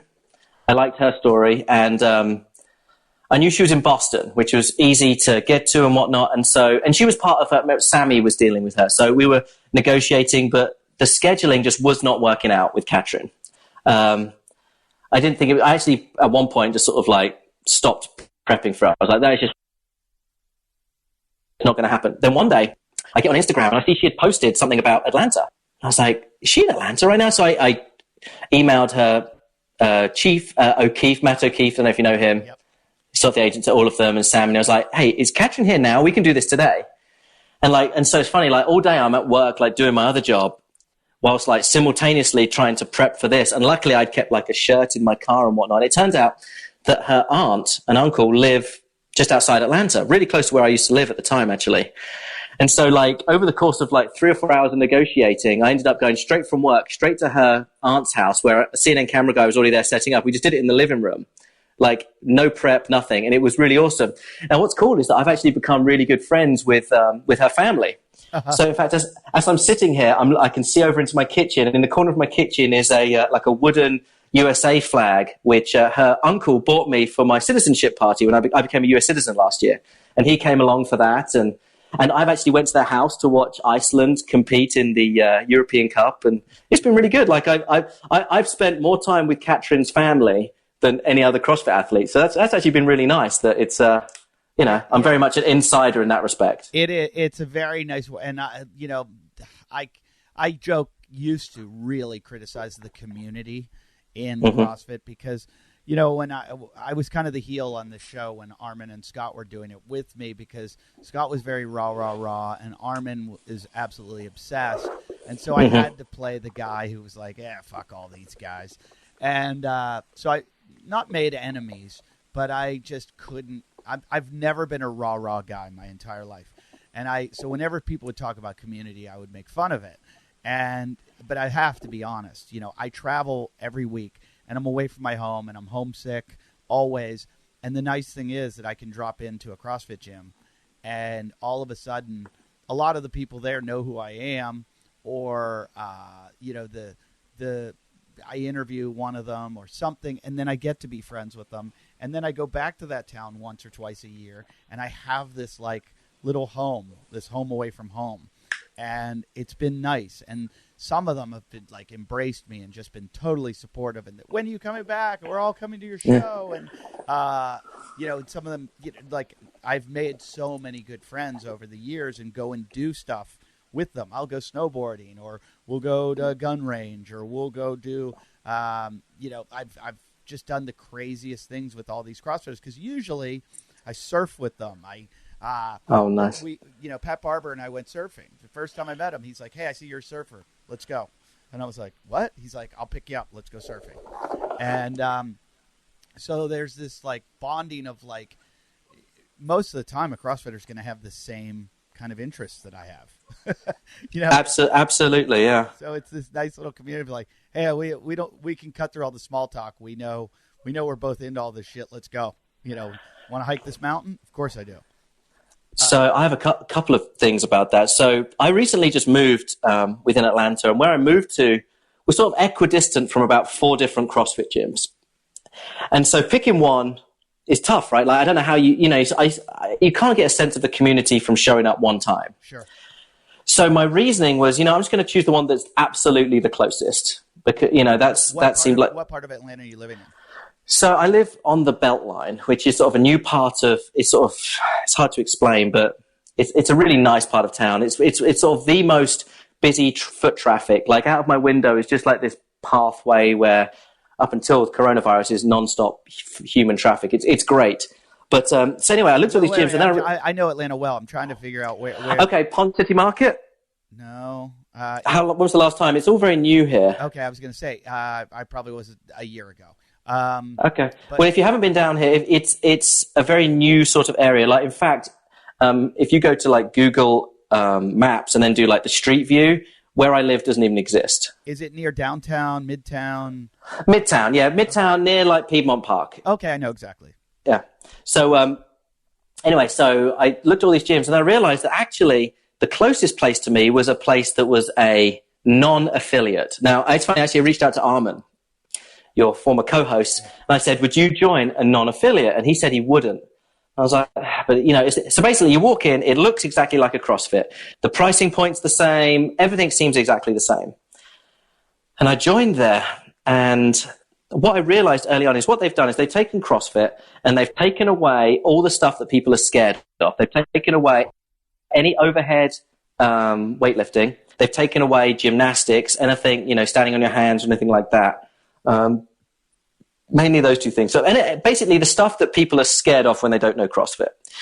And they had a very thriving business and whatnot, and the workouts were great. I'd go there and I'd leave absolutely exhausted every time. But in the 2 months I was there, not one person spoke to me. Yeah, interesting. In big classes. And I couldn't work out why. I was like, so I actually wrote an article for Morning Chalk about this called, what I learned about leaving the CrossFit community and returning. And what it is, I think, is because CrossFit, outside of being a workout environment, is a learning environment. It is something where trial and error, where you are inherently bad at stuff until you're good. That sort of creates an environment where you have to be communal. You have to help each other, right? It's like if you take a cooking class, doing something really complicated, and you're all burning stuff and dropping stuff and making mistakes, you're going to become friends with those guys, as opposed to if you all went and worked in McDonald's and just churned out 1 million burgers without thinking, you're not going to talk to anyone. So I think that that's what's really interesting about why I think the CrossFit community works, is because we're all in this almost childlike going back to school PE class environment where we're all trying to learn things that are quite difficult. And when you remove that, when you make it just about sweating, it loses that entire feel. And I love that about the community. And now I've joined a new gym, and on like day one, it was just immediately everyone had learned my name, and it was really exciting. I'll tell you, which gym did you join? BTB Fitness. So it doesn't have CrossFit in the name, but it's pure CrossFit. I know it. Yeah, I've been there. Yeah, there's 2 of them in Atlanta, and I love it, and I miss it greatly, and I'm hoping that it's going to be open up in a couple of weeks. I will say a great drop-in experience I had was, so I was in St. Louis interviewing, actually it was the first time I interviewed Brooke Wells for CNN. The interview was on a Saturday, and I was leaving Sunday afternoon. And the coach there, Stephanie Teague is her name. I don't know if she listens or if anyone that knows her. I'm going to name drop her because it was quite extraordinary what happened. So I show up the next morning to work out. She's like, oh, no, it's just open gym on Sundays. Don't have any classes. But I tell you what, a load of us are going for a bike ride if you want, and I have a spare bike. I was like, that sounds brilliant. That sounds great. They're like, yeah, we're just going to ride downtown and get some breakfast and come back. And it was awesome. Now, Stephanie's super nice coach, and the gym is fantastic. I guess she wanted me to see a lot of St. Louis and took me on what was, I think, about a 50-mile bike ride. Wow. Took about 5 hours, Wow. and including eating. And I was absolutely dying because, I mean, it was an extraordinary experience. But I was like, I've not ridden a bike outside in like 10 years. But it was one of the coolest experiences. And what that gym does is because they had like a spillover, that a couple of days a week they'll have a coach at a local track or a coach at a swimming pool, and you can choose to do like the off-site stuff. I think it's just great. And I've been to a lot of really great gyms. I love that they're all quite different. I went to one gym. You live in Los Angeles? Yes. I went to one gym in Los Angeles. I won't name it, but the word of the day was handstand walks and ring muscle ups. Oh, and not one person in any of the class did it. Every single person scaled. I was like, who's programming this? For who? It was the strangest thing. I looked at it, I was like, when I first got there, I was like, oh, I must have joined a games training class or something. But no, it was just a gym where it was crazy. Somebody that likes to rub it in everyone's face of how elite they are. Yeah, actually, my favorite, I dropped in at a few. This was actually when I did the Dave Castro interview. I was there for a few days, and I dropped in at Horseshoe. Is that one? No. Am I getting that right? Horsepower. Horsepower. It has a horseshoe. Like Horsepower, and there's two of them. This was the one in something City. Something. No, it was something. It was like in the Hollywood Hills. Oh, Universal City? I don't think it was that, but it was whatever it was. That was. I loved that gym. That was super friendly and nice. Well, there were two locations of Horsepower. I think they're down to one. I'm not sure. Yeah, I think there was a noise issue. I remember reading about that. One of them, some people complained, but it wasn't that one. It was the other one. But it was crazy how there were celebrities in the class, and like someone told me, oh my God, I can't remember who it was, but like, yeah, it if I was the sort of person that would read like Hollywood magazines, I'm sure I would have recognized people in my class. But it was a very cool experience. Everyone was very friendly. But I love it. I love all that stuff. Yeah, I've had some amazing experiences with some really cool and interesting gyms over the years. I used to tell like some of the guys from CrossFit, I said, you should hire me as a consultant at CrossFit headquarters because I've probably seen more CrossFit gyms than most of the guys that have certs, because I will go to a town, and I'm usually in a town for about 3 or 4 days. And in that time period, sometimes I get contacted by 3 or 4 gyms that are like, hey, come by. So I go to this one this day, this one this day, this one this day. And I feel like a politician. I got to go in and shake hands and kiss the babies. Yeah. And I see so many CrossFits. So I've actually been able to help CrossFit owners and being able to say, hey, this isn't working. You should try this. I saw this work at this gym, or that, luckily the internet can help people with that kind of stuff. But every once in a while I see something that I go, wow, that works so well. And then I just tell someone or a friend or something, and they can start to implement it at their gym. Yeah, no, I love it. I miss it greatly. I cannot wait for it to come back. Do you think I'm looking forward. Do you think it's going to come back, and is it going to come back normally? And is CrossFit going to be able to weather this storm? I don't know. I mean, I don't know. I don't think anyone knows. I think anyone that tells you they know doesn't. Now, what's going to be interesting is that so many people have invested in home workout equipment and working out from home. And I think a lot of people, because CrossFit's not cheap, a lot of people, their financial situation is not going to be great coming back. A lot of people are not going to get their jobs back immediately. So that's going to hurt gyms. And B, a lot of people are going to be like, you know what? I worked out just fine during this without the gym. So I think what will happen is that there will be less gyms, but I think that CrossFit as a whole will survive. And I think that people will just gravitate to the better gyms that will survive this. It will be a sort of Darwinian survival of the fittest and best. But I have no idea what's going to happen. I found out I work out at a home gym anyway most of the time if I'm not on the road. And I used to work out at CrossFit Paradiso or CrossFit Malibu sometimes. And what I found is I miss the group competitiveness. Yeah. I miss the I need something to push me. And I also know that if I can work out at any time at home, I procrastinate. Whereas if I show Oh, up and they 100%. go 3, 2, 1, go, I have to go. So Also, I don't know if this is the same with you. When I'm working out at home, it's a constant negotiation. I'm like, that's enough. Like I have a plan what I'm going to do, and then I'm like, that's enough. Well, I don't do that at CrossFit when there's a set rule, and to negotiate would be to So I think cut you're reps. going to get a lot fitter going to a CrossFit gym and trying to work out. And I think people will realize that after, when this is all over, people are going to go, you know what? I'm not half as fit as I was when I was, had a coach pushing me. So that will draw people back. I don't know though. I just think, I don't know how they're going to do the Open this year. I mean, what are they going to do with people not having the equipment? I have no idea. So, this is going to be like the calisthenics games this year.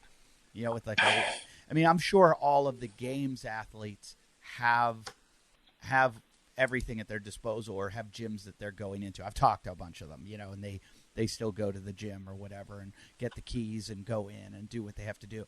But for the average person, which is what the Open's for, they don't have kettlebells. They don't have a GHD machine. They don't have, whatever they need. So could be very difficult this year. Challenging. Who knows? I hope. Yeah, I want things to return to normal quickly. It's enough's enough, right? It's this virus needs to go away. I don't know. No one really knows what it's going to look like in a couple of months. I live in Georgia, which has really pushed the boat out. So we're kind of the test ground for a lot of places. Like if Georgia survives, it's maybe we can do okay, but I'm not entirely optimistic. Or who knows? Who knows? How do you feel being the guinea pig? So I have accepted in all walks of life, whether it be politics or whatnot, that I am a massive hypocrite. Me too. Right? Like I said, I live on this belt line, which is it's a former railway line that's been turned into a walkway. It's beautiful and it's packed with people. And I'll be out there walking there, judging everyone else. I can't believe you're out here. And I'm out there with them because I'm different and I'm special and I'm above all that. So, there's that. Like when people say, I can't believe restaurants are opening up, I'm like, yeah, me neither. That's terrible. And then I find out that the restaurant near me has their outdoor beer garden open. I can go get a pizza and sit out there. And I did it immediately. So I am, and I think it's okay to be a hypocrite if you're aware that you're a hypocrite and you embrace that. Now, a friend of mine said the other day, she's like, because she acknowledged that she's the same way. She's like, doesn't that make us worse though, that we are aware that we're doing the wrong thing? Like these people out there that are doing the wrong thing, they don't know. We know, and we're still doing it. I'm like, I don't want to hear that. That sounds too smart for me. Yeah. But yeah, so how do I feel about it? There's a part of me that desperately wants normality. So I don't know. Then I lose you. Participating in something that I strongly disagree with. Yeah, I watch Fox and CNN and equally, so that I think the truth is somewhere halfway in the middle of the two of them. And no offense. And I just find that it's like, I really do believe one is the liberal news and one is the conservative news. And, if I followed just the conservative news, I'd be one way. And if I followed just the liberal news, I'd be another way. And it's weird because I'll watch one and it'll make me feel really good about the situation. And then I'll go to the other one and it'll make me feel really shitty. I'm like, oh, we're all going to die. And you know which one's which. But and so I know, look, I understand journalistic integrity, and I understand that there are some shitty, just like any other profession. There's people that are good at it, and there are people who are shitty at it. And it's like, how do I sift through all this information and find out what's accurate and what's true? And in this all, I've just almost gone, I just want to shut off completely and just go into my own little world because there's so much misinformation and almost too much information. And I just talked to a friend the other day that said, he just made a point to me. He said, look, whatever the rate is of transmission or the rate of lethality, he's like, we're all going to die. And he's like, and I'm going to die from something. And it could be anything. And it could be cancer. It could be heart disease. It could be a shooting. It could be a meteor. It could be whatever, something in the drinking water. Everybody dies from some random thing. And he's like, it could be this. And he's like, I'm just going to live my life because it could be this. It could be something else. And I'm like, yeah, but you could also be infecting other people. You're not giving people cancer. You're not giving people heart disease. You're not giving. He's like, but how do I know I'm not doing, like, how do I know my lifestyle's not causing something carcinogenic or something in my house? Or so, and I was like, oh, geez, yeah, you're starting to give me, like this is overthinking it. And I think we're all in a paranoid place at this point. Yes. Like super paranoid. We have a neighbor that has it now. And I'm like, should we walk on the street now? Like, could we walk on her if she walked there and she sneezed and then it's on my shoes and then it's I touch my shoes and then the kids have it and you just start losing your mind. And well, I don't know when that's going to be going to go away. Yeah, well, that's going to be a big issue for CrossFit, right? Because you are sweating and all that sort of stuff in close contact. I know a lot of gyms now like drawing lines and you stay in your own sort of cubicle box within the gym and stuff, which. Well, I haven't tested. Not to make you feel bad or scare you or anything, but I do have a neighbor that just got it. She has been quarantined for 6 weeks. Like she's been on the lockdown for 6 weeks. Hasn't left her house. Hasn't done anything.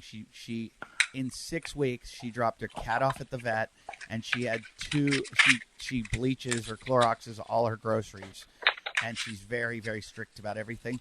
She dropped her cat off at the vet once, and she had an air conditioner repair person in her house fixing her air conditioning, and she's got it. Wow. Yeah, that's it's scary. And then there's not much you can. There are doctors and nurses that work with it every day who don't have it. So it's one of those things that it's like, is it that random that you just got to go, fuck it, it's either going to get me or not. It's a very. And every expert will contradict every other expert, so who knows? Who knows? So I'm curious. So are you still sort of like somewhat skeptical about the competitive side of CrossFit, or have you been converted? I am. I look at it from a pragmatic. If I was Greg Glassman, I would have made some of the decisions he made. I think competitive CrossFit has been amazing for CrossFit and at the same time horrible for CrossFit. I think it's been amazing that it drew a lot of people into the sport. I think it's fun, exciting to watch. I think only 1% of the population can do it. But I also think because the type of person that does CrossFit has a big ego, people try to do a lot of things that they can't do and have gotten hurt doing them, and then giving CrossFit a bad name. I think that bugs me. When people talk about the injuries, bothers me. Well, I think it's CrossFit's fault that the injuries exist, because they allowed CrossFit competitively to grow as big as it did, and under the name CrossFit. And you look at football, like there's flag football or touch football or whatever, and then there's the NFL. I feel like CrossFit should have had some other, like the Grid League or something like that, where it's like, we're going to take people that do this thing, but do it at a whole nother level. Instead of like, hey, we're all going to do the open and try to get to this. It's interesting. That's an interesting take. I've not heard that. I think part of what makes it amazing, and something that I'd written about actually in my original article, I think, is that the Open is unique in all of sports in that you can compete against the best in the world. Like, no matter how good I was at tennis, I was never going to get an opportunity to take on Roger Federer. Yeah. You know what I mean?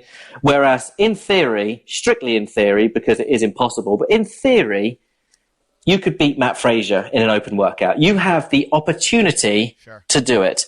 Now, it's not going to happen unless actually, I wonder what that would take.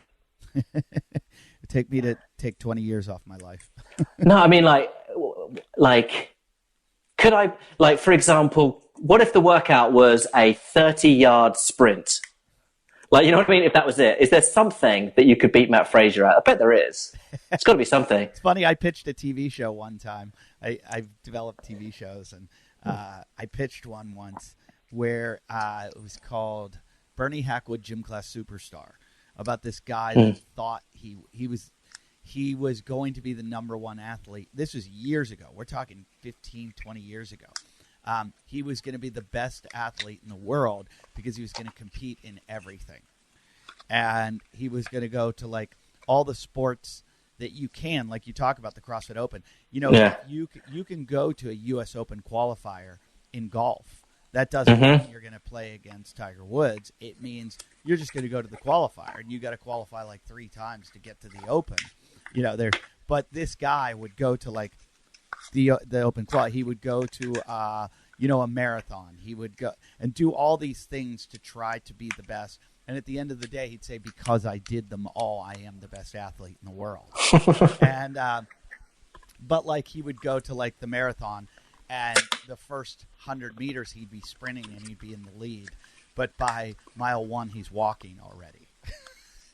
You know, like he's that guy. Yeah. He's trying to win everything, but he's just an awful athlete. And you can see why it probably got shot down and didn't get killed. But, you know, you go into these meetings and they're like, hey, got any other ideas? And you just start. There have been times where I've pitched ideas that I came up with on the spot. And that's the one they're like, we love it. I'm like, all right. I came in with 3 I've been working on for 6 months, and you like the one I just made up. That's hilarious. I need to come check out one of your shows. I went to LA. I went to name some of the big ones there. My brain's just stopped working. The Improv, the Comedy Store, and Laugh Factory are probably the 3. The Comedy Store, yeah.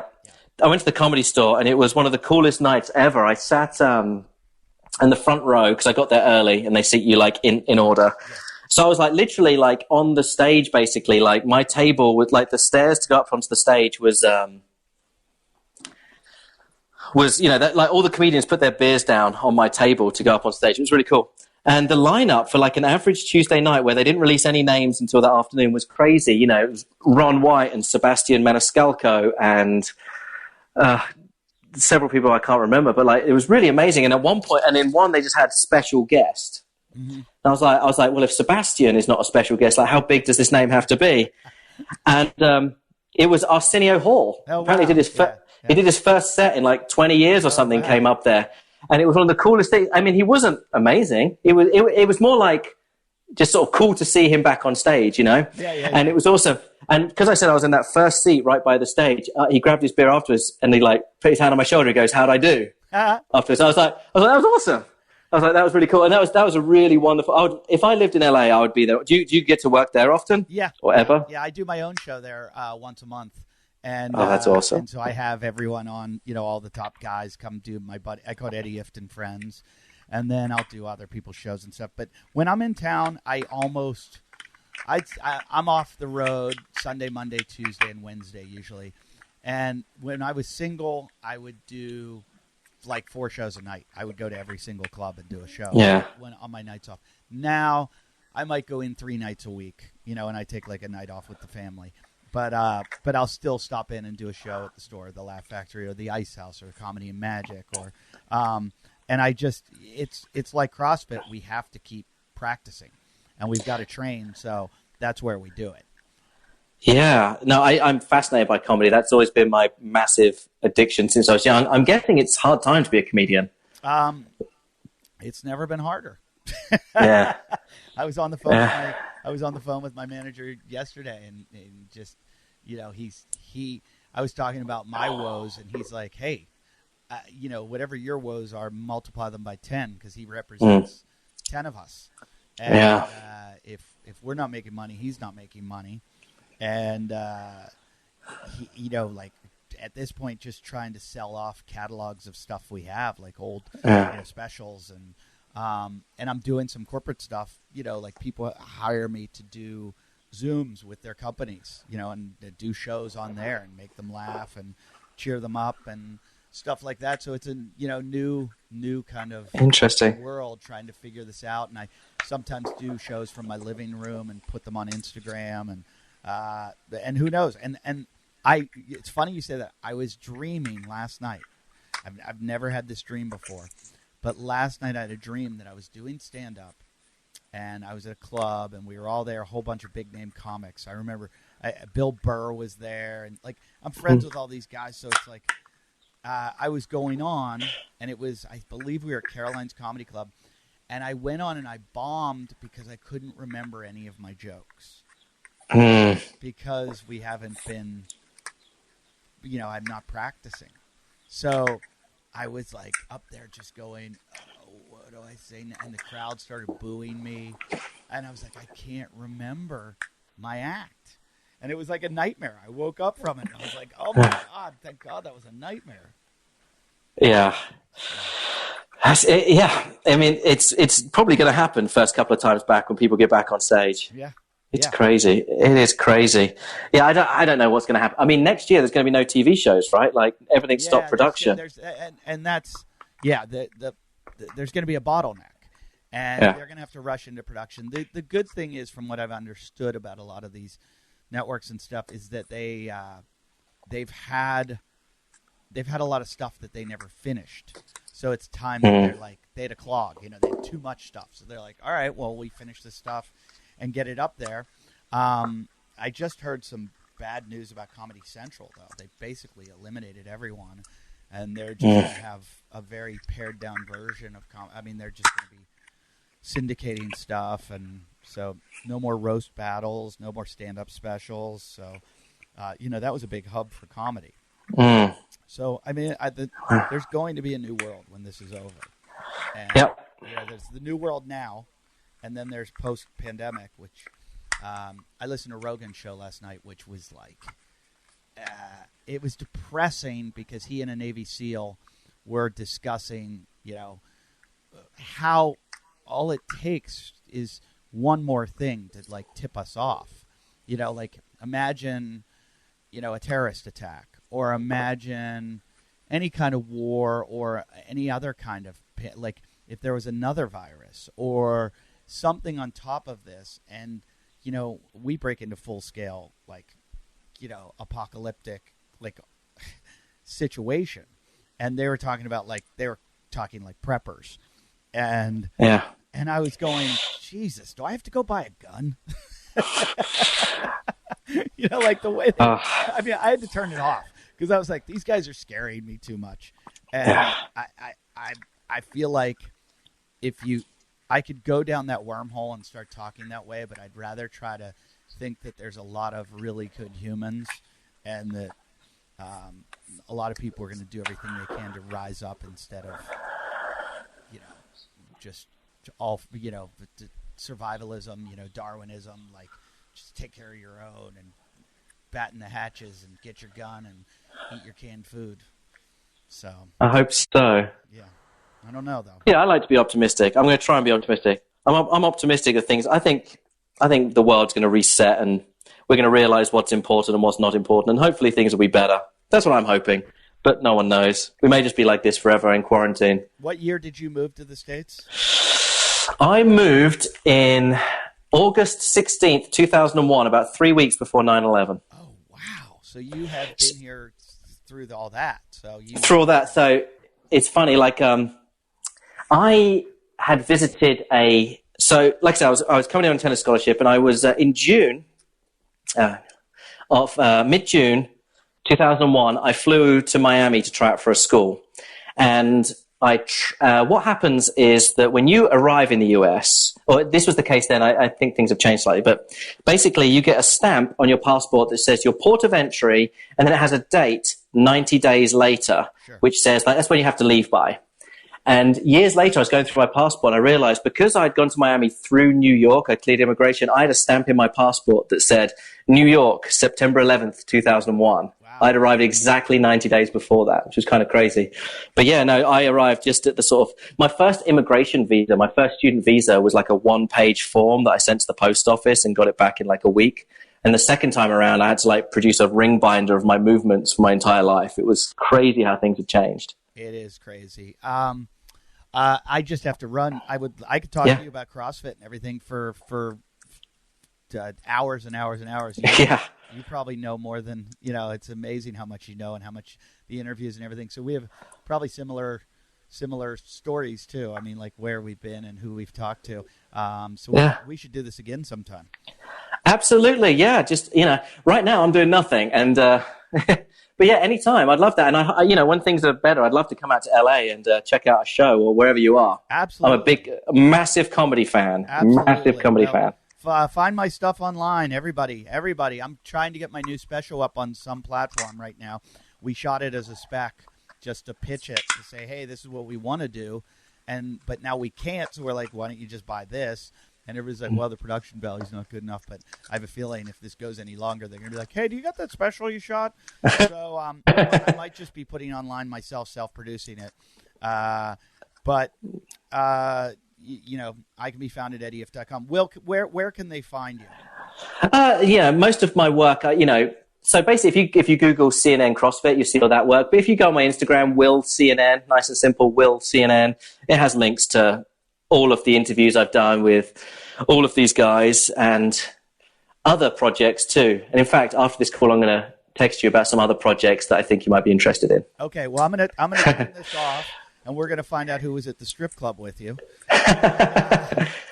Everybody, thanks for listening. Make sure you go to iTunes, rate, review, and comment. I love the comments. You guys have been awesome. You couldn't be a better fan base. I appreciate all the support. Use the Patreon at patreon.com/wadcast or wadcastpodcast.com/Patreon. Any questions, anything, any ideas, anything you need, just wadcastpodcast@yahoo.com. And thanks for listening, guys.